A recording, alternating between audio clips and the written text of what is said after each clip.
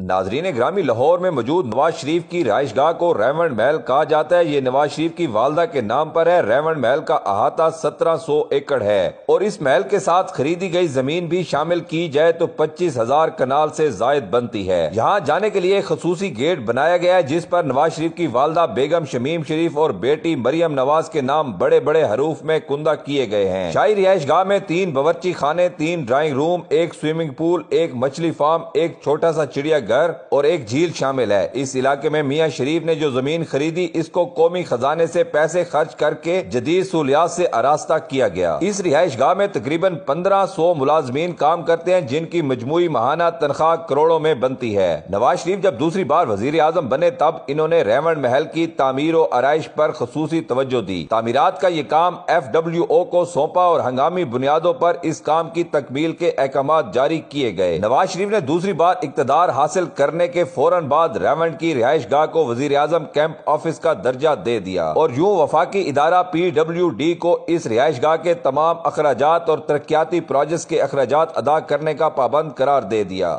اس حوالے سے برطانیہ کے اخبار سنڈے ٹائم میں ایک مضمون شائع ہوا تھا جس میں لکھا گیا کہ ریونڈ میں ہزاروں ایکڑ رقبے پر پھیلی ہوئی نواز شریف کی جائیداد ایک ایسے شخص کی جانب سے اپنی دولت کی بے جا نمود و نمائش ہے جو غریبوں کی زندگی بدل دینے کے نظریے کے ساتھ فروری 1997 میں برسر اقتدار آیا تھا۔ ناظرین گرامی، شریف خاندان نے ریونڈ کی زمین 13 کروڑ روپے میں خریدی تھی۔ اس سے قبل 26 جولائی 1992 کو اسلام آباد سے ایک شاہی فرمان جاری ہوا تھا۔ یہ فرمان کمشنر لاہور ڈویژن کے نام تھا۔ وزیر اعظم سیکریٹریٹ نے اس فرمان کے ساتھ کمشنر لاہور کو سرکاری خزانے سے 5 کروڑ روپے جاری کیے تاکہ وہ شریف خاندان کی ریونڈ میں واقع اس عالی شان رہائش گاہ کو لاہور سے جوڑنے والی سڑک کی حالت کو بہتر بنائے، اور اس کے فوراً بعد ایک اور حکم نامہ جاری ہوا اور ساتھ ہی مزید رقم بھی جاری کر دی گئی۔ اس بار کمشنر لاہور کے لیے حکم یہ تھا کہ وہ ایک اور سڑک تیار کروائیں جو اتفاق کمپلیکس اور اتفاق فارم کے درمیان سے گزرے۔ اس پروجیکٹ کے لیے 14 کروڑ 90 لاکھ روپے اضافی ادا کیے گئے۔ بہت شروع کے اقدام کے طور پر PWD کی طرف سے رہائش گاہوں اور وزیر اعظم کیمپ آفس کی تزئین و آرائش کے لیے 8 کروڑ روپے کی سمری وزیر اعظم ہاؤس کو بھیجی گئی جو چند لمحوں میں منظور ہو کر وزارت خزانہ کے پاس پہنچ گئی۔ اگلے 24 گھنٹوں میں اس شاہی رہائش گاہ پر ترقیاتی کام شروع ہو چکا تھا۔ یہ ایک طرح سے وزیر اعظم ہاؤس کی طرف سے کھلی جارحیت تھی کیونکہ ریاستی قوانین کے مطابق کسی کیمپ آفس پر مستقل نوعیت کی کوئی تعمیرات نہیں کی جا سکتی، لیکن ان تمام قوانین اور ضابطوں کو رون دیا گیا۔ بعد ازاں ایک شاہی فرمان کے ذریعے سوئی نادرن گیس کو شریف فارم سے احکامات موصول ہوئے۔ پہلا حکم نامہ یہ تھا کہ مذکورہ محکمہ فوری طور پر مرکزی گیس پائپ لائن کو شریف فارم سے منسلک کر دے اور اس کام میں کسی نوعیت کی تاخیر نہیں ہونی چاہیے۔ اس موقع پر خصوصی طور پر اہتمام کیا گیا کہ گیس کی سپلائی کے ساتھ کسی دوسرے کو کنیکشن نہ دیا جائے۔ مقامی لوگوں نے اس سہولت سے فائدہ اٹھانے کی کوشش کی لیکن ان کی درخواستوں کو واپس کر دیا گیا۔ ایک محتاط اندازے کے مطابق گیس پائپ لائن کی اس تصنیف پر قومی خزانے سے 7 کروڑ روپے جو کہ آج کل کے 70 کروڑ روپے کے برابر ہیں خرچ کیے گئے۔ وفاقی محکموں سے بھاری رقم وصول کرنے کے بعد دوسرا مرحلہ پنجاب حکومت کی طرف سے شروع ہوا۔ وزیر اعظم کے بھائی میاں محمد شہباز شریف نے ضلع کونسل لاہور کو ایک حکم جاری کیا جس میں کہا گیا تھا کہ ضلع کونسل فوری طور پر 20 فٹ کارپیٹڈ سڑک تیار کروائے جو شریف فارم کے درمیان سے گزرے۔ فوری طور پر بھاری اخراجات کے بعد شہباز شریف کے حکم کی تعمیل کرتے ہوئے ضلع کونسل نے ایک شاندار سڑک تعمیر کروا دی۔ اس کے بعد ایک اور حکم نامہ جاری ہوا جس کے مطابق ضلع کونسل لاہور نے اڈا پلاٹ رائیونڈ سے شریف فارم تک نہر کے دونوں کناروں پر سڑک کو شریف فارم تک پہنچا دیا۔ رائیونڈ فارم پر قومی خزانے کے بے تحاشا اخراجات سے صرف فارم کے لیے ترقیاتی کام تو جاری رہا لیکن قریبی دیہات کو یکسر نظر انداز کر دیا گیا۔ صرف شریف فارم کو مختلف بڑی سڑکوں سے جوڑنے کے لیے جو سڑکیں بنائی گئیں اس پر 32 کروڑ روپے خرچ ہوئے۔ شریف فارم کے لیے 7 ہزاروں ایکڑ پر جوبلی ٹاؤن نامی اسکیم کا اعلان کیا گیا۔ حالانکہ حکومت پنجاب کے اعلان کردہ جوبلی ٹاؤن اسکیم اور سبزہ زار اسکیم ابھی تک مکمل نہیں ہو سکی، لیکن جوبلی ٹاؤن کا منصوبہ صرف اس لیے بنایا گیا کہ شریف خاندان نے جو زمین بہت کم نرخوں پر خرید کر سرکاری خزانے سے ترقیاتی کام کروا کر قیمتی زمین میں تبدیل کروا لی تھی اس کو جوبلی ٹاؤن میں شامل کر کے اربوں روپے کمائے جائیں۔ اس عظیم و شان منصوبے کے لیے مجموعی طور پر 80 دیہاتوں کا پانی بند کر دیا گیا ایک نہر کو اپنے مفاد میں پختہ کرنے کے لیے، جس کے بعد کسانوں کی تیار فصلیں سوکھ گئی تھی اور ان کے مویشی پانی کو ترس گئے۔ مقامی کسانوں نے ظلم کے خلاف جب احتجاج کرنا چاہا تو ان پر چڑھائی کر کے پنجاب پولیس کے جوانوں کو حکم دیا گیا جنہوں نے غریب نہتے کسانوں کی خوب مرمت کی۔ ناظرین گرامی، واضح ہے کہ اس شاہی حکم نامے سے پہلے